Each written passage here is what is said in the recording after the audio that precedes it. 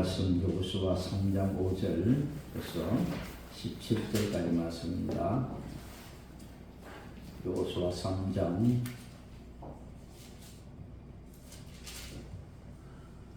5절에서 마지막 17절까지 교독하도록 하겠습니다. 여호수아가 또 백성에게 이르되 너희는 자신을 성결하게 하라. 여호와께서 내일 너희 가운데에 기이한 일들을 행하시리라. 언약궤를 메고 백성을 앞서 건너라 하며 곧 언약궤를 메고 백성이 앞서 나아가니라. 여호와께서 여호수아에게 이르시되 내가 오늘부터 시작하여 너를 온 이스라엘의 목전에서 크게 하여 내가 모세와 함께 있었던 것 같이 너와 함께 있는 것을 그들이 알게 하리라. 나는 언약궤를 맨 제사장들에게 명령하여 이르기를 너희가 요단 물가에 이르거든 요단을 사하라. 여호수아가 이스라엘 자손에게 이르되 이리 와서 너희 하나님 여호와의 말씀을 들으라 하고 또 말하되 살아계신 하나님이 너희 가운데에 계시사 가나안 족속과 헷 족속과 빌리 족속과 그리스 족속과 기르가스 족속과 아모리 족속과 여부스 족속을 너희 앞에서 반드시 쫓아내실 줄을 이것으로써 너희가 알리라. 보라 온 땅의 주의 언약궤가 너희 앞에서 요단을 건너가나니 이제 이스라엘 지파 중에서 각 지파에 한 사람씩 12명을 택하라. 온 땅의 주 여호와의 궤를 맨 제사장들의 발바닥에 요단물을 밟고 멈추면 요단물 곧 그 위에서부터 흘러내리던 물이 끊어지고 한 곳에 사려 서리라. 백성이 요단을 건너려고 자기들의 장막을 떠날 때에 제사장들은 언약궤를 메고 백성 앞에서 나아가니라. 요단이 곡식 거두는 시기에는 항상 언덕에 넘치더라. 궤를 맨 자들이 요단에 이르며 궤를 맨 제사장들의 발이 물가에 잠기자 곧 위에서부터 흘러내리던 물이 그쳐서 사르단에 가까운 매우 멀리 있는 바닷성을 연두 위에 일어나 한 곳에 쌓이고 아라바의 바다 연계로 향하여 흘러가는 물은 온전히 끊어지니 백성이 여리고 앞으로 바로 건넜어요. 함께 여호와의 언약궤를 맨 제사장들은 요단 가운데 마른 땅에 굳게 섰고 그 모든 백성이 요단을 건너기를 마칠 때까지 모든 이스라엘은 그 마른 땅으로 건너갔더라. 아멘. 금년 표를 믿음대로 될지어다라고 결정하면서 연초부터 계속 믿음에 관한 말씀을 함께 나누고 있습니다. 오늘의 말씀의 제목은 믿음으로 걸어가라. 듣는 데 집중하시고 큰 은혜 받는 시간 되시기를 주님으로 축복합니다. 2009년 4월 11일 무명이었던 스코틀랜드 가수 수잔 보일이 영국 텔레비전 스타 발굴 프로그램인 브리튼슨 갓 탤런트의 참가자로 출연을 했습니다. 보일의 환상적인 노래 실력은 촌스럽고 볼품없는 외모와는 딸판으로 출중했습니다. 사진을 보시죠. 좀 못생겼습니다. 그래서 사람들이 얼굴이 못생겼으니까 노래 잘하겠나 그렇게 생각했는데 외모와는 딴판으로 노래를 엄청나게 잘했습니다. 그녀가 뮤지컬 레 미제라블 수록곡인 나는 꿈을 꾸었네를 부르기 시작하자 심사위원과 청중의 냉소는 일시에 사라지고 감탄을 했습니다. 보일은 우레와 같은 기립박수를 받았으며 삽시간에 세계적으로 돌풍을 이루는 그런 사람이 되었습니다.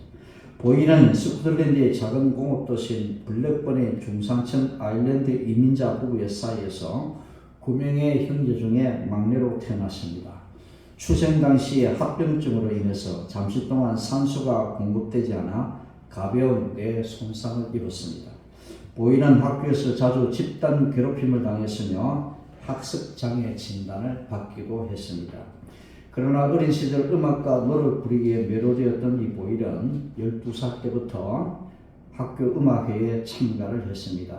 이 보일의 재능을 알아본 선생님들은 그녀가 계속 노래를 할 수 있도록 용기를 북돋워 주었습니다. 고등학교를 졸업한 후 이 보일은 웨스트 로디언 대학의 식당에서 잠시 수습 요리사로 일하다가 에든버러 드라마 학교에 입학을 하게 되었습니다. 보일은 교회 성가대와 노래를 부르는 술집, 그리고 세계에서 가장 큰 예술 축제인 에든버러 페스티벌 프린지 공연 무대에서 노래를 하면서 실력을 계속 쌓아갔습니다. 1995년에 보일은 영국의 텔레비전 재능 경연대 프로그램인 My Kind of People 오디션에 지원을 했지만 그때는 탈락의 고배를 맞섰습니다. 2007년 어머니가 사망을 하자 비탄에 빠졌던 보일은 그 2년 동안 노래를 하지 않았습니다. 그러나 28년 후반에 브리튼스 갓 탤런트의 팬이었고 보일이 대회에 출전하기를 희망했던 어머니와의 약속을 지키기 위해서 그녀는 브리튼스 갓 탤런트 오디션에 지원을 했습니다. 보일의 첫 출연 동영상과 이후 준결승에 진출한 모습을 담은 이 동영상은 인터넷을 통해서 전 세계 약 1억 명의 사람들이 보았고 이를 통해 보일은 국제적인 관심 인물로 떠올랐습니다. 이제 그녀는 나는 꿈을 꾸었네 라는 노래처럼 오랜 꿈을 이루고 새로운 인생의 막을 열게 되었던 것입니다. 모든 사람들이 보기에 볼품없는 외모를 가졌다 할지라도 그는 어머니를 통해 꿈을 잃지 않았고 드디어 그 꿈을 이루어 갔던 것입니다. 이와 동일하게 이스라엘 백성들에게도 가슴 속에서 늘 떠나지 않고 그들을 움직여 온 꿈이 하나 있었습니다. 그것은 바로 젖과 꿀이 흐르는 약속의 땅 가나안에 들어가는 것이었습니다. 이것은 하나님이 약속하신 땅이었죠. 그래서 그곳에 들어가서 여호와 하나님을 섬기는 축복의 신앙 공동체를 이루고 사는 그것이 바로 이스라엘 백성들의 꿈이었던 것입니다. 이 꿈은 하나님의 약속이었지만 이 꿈은 믿음이 없이는 결코 이룰 수 없는 그런 먼 꿈이었던 것입니다. 이스라엘 민족은 이 약속에 대한 믿음이 흔들릴 때마다 호된 시련을 겪고 이 믿음을 떠나 불순종할 때마다 그만큼 광야를 방황해야만 하였던 것입니다. 여호수아 3장 11절에서 17절에 나오는 이 요단강은 이스라엘 민족이 가나안에 들어가기 전 마지막 거치하는 시험장과 같았습니다. 광야 생활 40년간 불순종했던 1세대들은 그곳에서 생을 마감하고 이제 홍해 바다가 신앙을 찾아 처음 넘어선 출발선이었다면 이 요단강은 광야에서 태어난 제2세들이 이제 이 강을 건너게 되는데 이 요단강은 더 깊은 신앙으로 나가는 마지막 관문이었던 것입니다. 430년 동안 애굽에서 종살이를 하다가 드디어 홍해를 건너서 약속의 땅으로 나가게 되어집니다. 일주일이면 갈 수 있는 그 길을 하나님께서는 광야로 그들의 발걸음을 인도하셨습니다.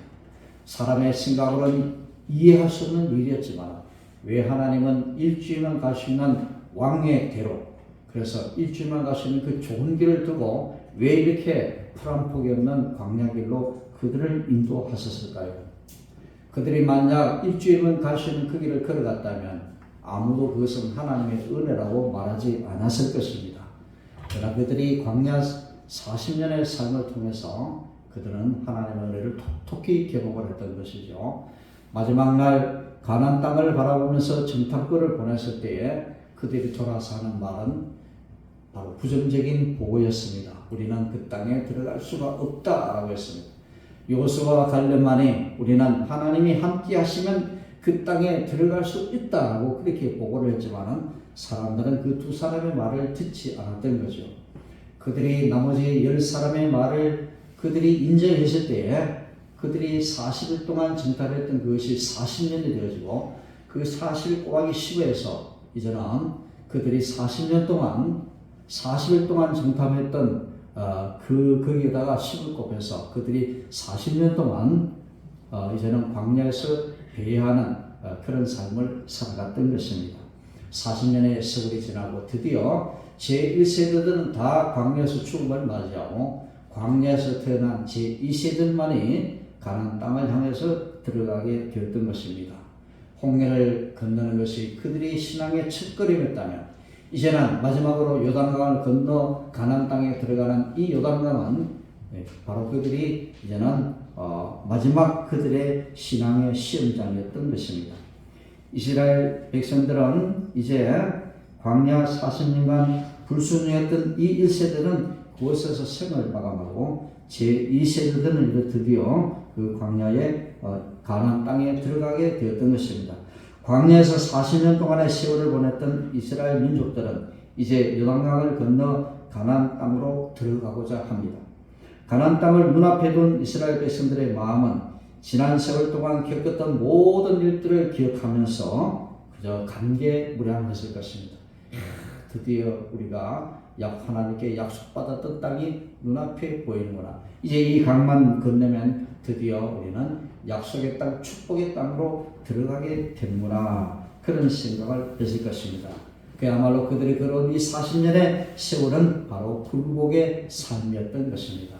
얼마나 고생을 많이 했겠습니까? 저도 그 광야를 한번 지나왔습니다만 정말 어려운 이 이스라엘 백성들이 40년 동안 머물렀던 이 광야는 그들이 지나온 시내 광야가 아니라 유대 땅, 이 남쪽의 땅을 가리키는데요.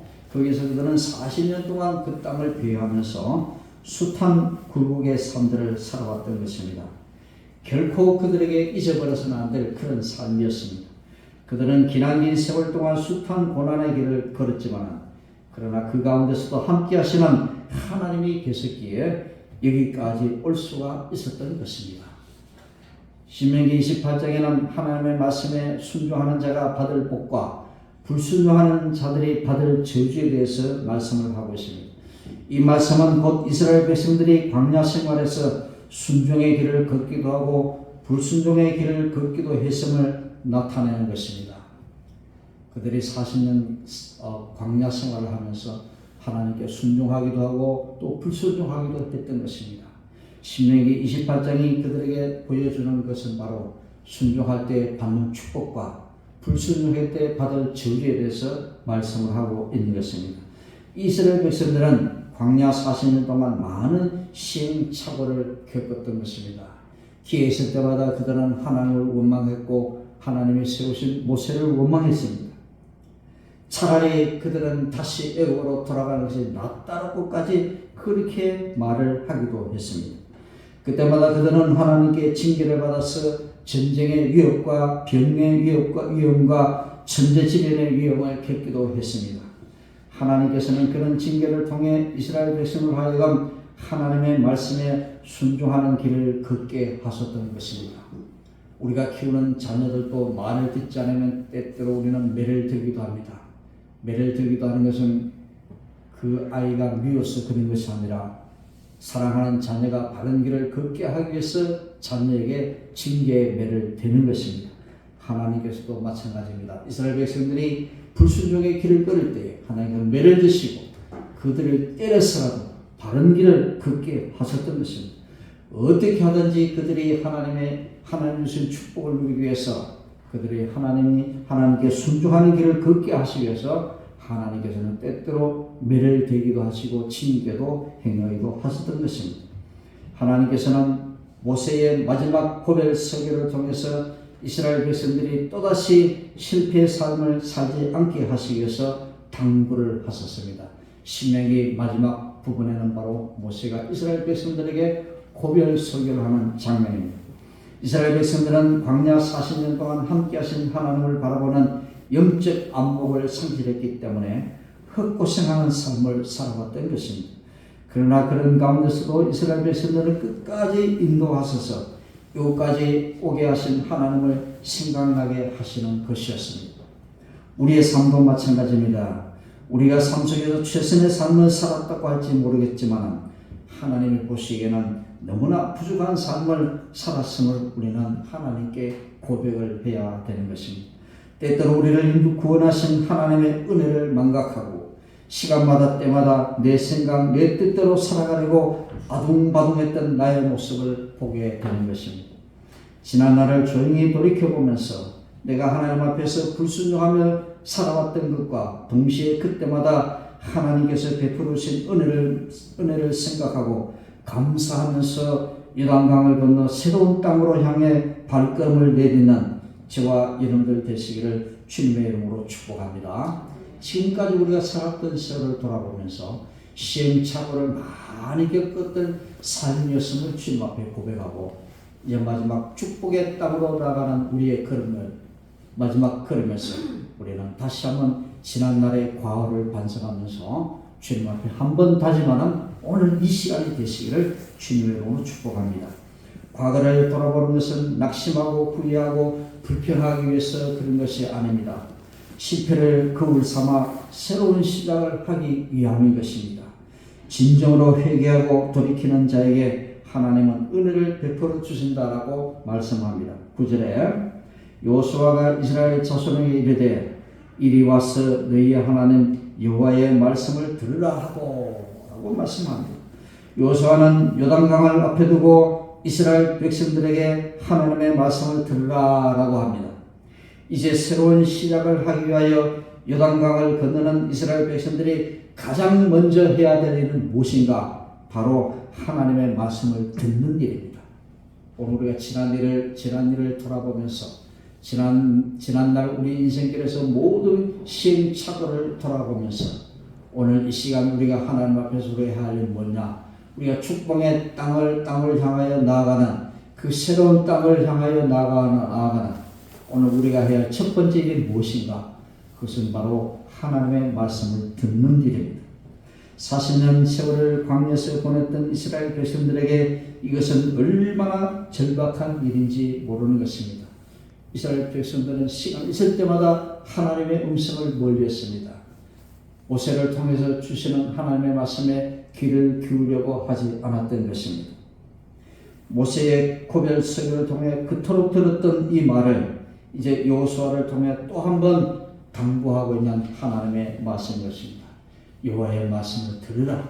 이것은 얼마나 우리에게 있어서 절박한 일인지 모르는 것입니다. 14절에 말씀합니다. 백성이 요단을 건너려고 자기들의 장막을 떠날 때에 제사장들은 언약궤를 메고 백성 앞에서 나아가니라. 이렇게 수많은 그 인원들이 그들이 광야에서 많은 사람들이 1세들은 다 죽었지만 거기서 태어난 사람들이 죽은 사람만큼 또다시 태어났습니다.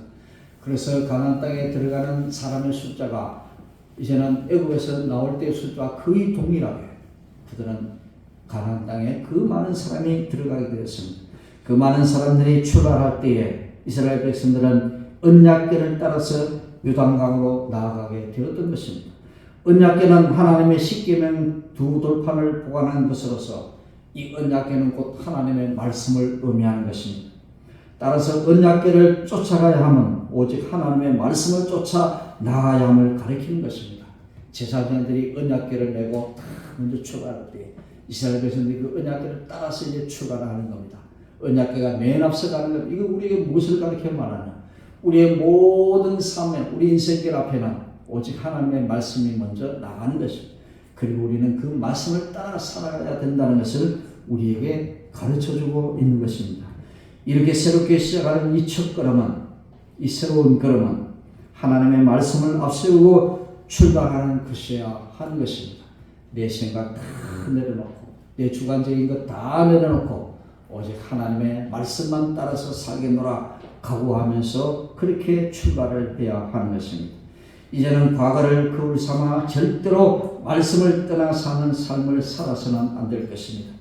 언약궤가 요단강에 이르지 않았는데도 성급하게 강물로 먼저 뛰어든다든지 혹은 언약궤가 들어간 장소가 아닌 다른 곳으로 나가면 결코 요단강을 건널 수가 없습니다. 오직 언약궤를 쫓아 나아가야만 요단강을 건너 소망의 땅인 가나안 땅으로 들어갈 수가 있는 것입니다. 말씀 외에 그 어떤 것도 따르지 말아야 한다는 것을 똑똑히 본문의 말씀이 우리에게 가르쳐주고 있는 것입니다. 사랑하는 여러분들, 시작이 반이라면 끝은 전부입니다. 누구나 시작은 열정을 가지고 출발을 합니다. 그러나 이 삶이란 누구나 끝없듯이 시루한 시련과 지루함, 아픔의 연속인 것입니다. 그 시련 앞에서 많은 사람들은 주춤합니다. 인생이란 다양한 삶의 요소로 구성되어 있고 그러한 각양의 요소가 하나의 작품으로 완성되기에 기쁨과 슬픔이 교차하는 것은 필연적인 것입니다. 우리는 이런 시련 속에서 결정을 해야 되는 것입니다. 고난을 감내하고 끝까지 갈 것인가? 아니면 여기서 중단하고 심리적인 평안과 출구를 찾는 쪽으로 갈 것인가의 선택인 것입니다. 우리는 어떤 길을 선택해야 될 것입니까? 믿음의 삶이란 보다 확률이 높은 쪽에 나를 거는 것이 아닌 것입니다. 성경은 말씀합니다. 좁은 길로 가라라고 말씀합니다. 세상은 모든 결정을 민주적으로 행하면서 다수의 의견을 따르지만 성경은 결코 다수의 길을 따르는 것이 좋은 것이라고는 말하지 않는 것입니다. 그것은 오직 좁은 길이지만 그것이 하나님의 뜻이라는, 그것이 하나님의 말씀이라는 우리는 모든 것을 두고라도 그 길을 걸어가야 하는 것입니다. 때로는 주변의 사람들이 가는 쪽으로 우리는 갈 수도 있습니다. 그러나 하나님께서 기도하게 하셨고 소원을 주셨던 그 믿음의 비전에 따라야 하는 것입니다. 저 멀리 보이고 살아갈수록 내가 가야 할 곳과 나 자신의 거리가 줄어들지 않고 더 멀어져도 하나님이 주신 그 꿈을 잃지 말아야 하는 것입니다. 삶의 마지막은 상황의 흐름대로 가지 않고 하나님의 뜻과 기도대로 되어지는 것입니다. 주님이 오라고 하시는 그 지점까지 우리는 울면서 그 고개를 넘어가야 하는 것입니다. 그 믿음의 길이 비록 어렵고 힘들지라도 그것이 하나님의 뜻이라면 우리 어떤 시련을 감내하고서라도 그 길을 걸어가야 하는 것입니다. 넘어지면서도 걸어가고 굴러가면서도 그 길을 걸어가야 하는 것입니다. 안타깝게 보고 기다리던 주님께서 지친 우리를 천사의 날개에 태워 가야 목적지까지 이르게 하실 것입니다. 그 길을 이를 악물고 끝까지 걸어가는 우리 모두가 되어야 할 것입니다. 언약궤를 앞서고 걸어가면 우리는 그 목적지까지 무사히 갈 수가 있을 것입니다. 도중에서 중단하지 않으려면 끝까지 하나님의 말씀을 붙잡아야 하는 것입니다. 우리가 새롭게 출발해 갈 땅은 소망의 땅이며 약속의 땅입니다. 이제 우리가 갈 가나안은 약속의 땅, 축복의 땅인 것입니다. 모든 시행착오를 겪으며 이 자리까지 왔지만 말씀을 붙들고 걸어갈 때에 축복의 땅에 다다를 수가 있는 것입니다. 우리는 다 그 소망의 땅을 향하여 나아가고 있습니다. 그럼 우리가 이 마지막 요단강을 건널 때 우리는 믿음으로 그 길을 걸어가야 하는 것입니다. 결단코 우리의 생각대로 우리의 뜻대로 그 길을 걸어가서는 안 되는 것입니다. 언약궤를 무시하고 내가 언약궤를 앞서서 걸어간다든지 다른 길로 향하여 요단강을 건너가려면 다 죽임을 당하고 말 것입니다. 오직 제사장들이 메고 간 언약궤를 따라서 우리가 걸어갈 때에 하나님께서 허락하신 그 약속의 땅, 축복의 땅에 비로소 이룰 수가 있을 것입니다. 이스라엘은 인도하신 역사를 살펴보면 하나님은 명령하신 말씀을 한량 순종하고 실천하는 모습을 보고 싶어 하시는 것입니다. 광야길을 걸어가는 이스라엘 백성들이 하나님이 요구하시는 것이 무엇이겠습니까? 하나님을 원망하고 불평하고 불만하는 것이 아니라 하나님의 뜻대로 살고 하나님 뜻대로 움직이는 모습을 하나님은 보고 싶어 하시는 것입니다. 그리고 때로는 시련을 통해 시험하시기도 하십니다. 일주일만 가시는 그 땅을 하나님께 허락하지 아니하시고 엄청난 시간을 걸려서 걸어가는 광야길을 하나님께서 인도하시는 것은 하나님께서 이스라엘 백성들을 시험하셔서 그들과 이 시험을 통과시키셔서 굳센 믿음을 통해서 가나안 땅에 들어가게 하신 것입니다. 이스라엘 유다 백성들에게 왜 하나님께서 바벨론의 포로가 되어 가게 하셨습니까? 그것은 바로 이 40년의 광야 생활했던 이스라엘 백성들처럼 남쪽 유다 백성들도 바벨론이라는 나라에 70년 동안 광야의 길을 걸어가게 하셨던 것입니다.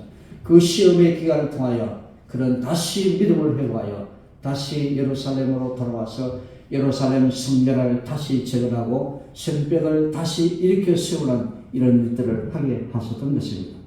비록 광야 1세대는 실패를 했지만 요단강을 건넌 광야 2세대는 믿음을 실행에 옮김으로 하나님의 약속을 얻게 되었던 것입니다.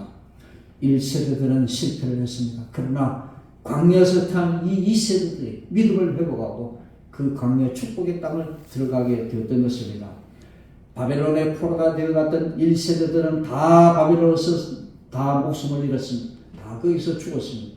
그러나 바벨론에서 태어난 제2세대들이 다시 예루살렘으로 돌아와서 그들이 예루살렘을 다시 재건하는 놀라운 일들을 행했던 것입니다.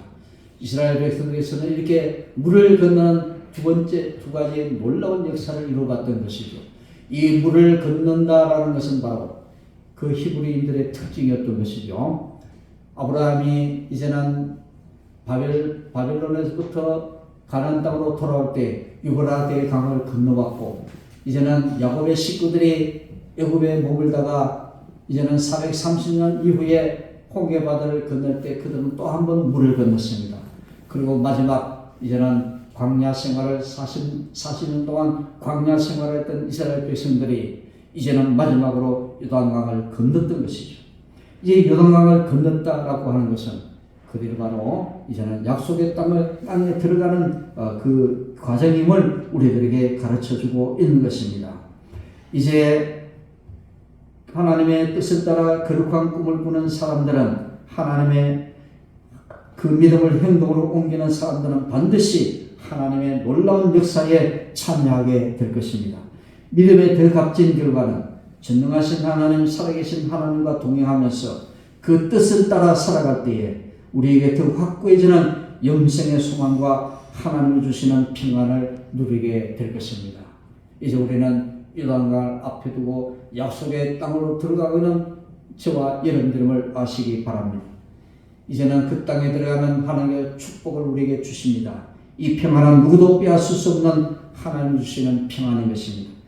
요단강을 건너 가나안 땅에 들어가면서 이스라엘 백성들은 하나님을 앞세우고 실천하는 믿음으로 자신들의 역할에 최선을 다하여 가나안 시대를 열어갔던 것입니다. 이 믿음이 없이는, 이 실천하는 믿음이 없이는 결코 그 약속의 땅에 들어갈 수가 없는 것입니다. 여러분들의 삶 속에 항상 하나님을 앞세우며 살아가는 그런 삶을 살아가시길 바랍니다.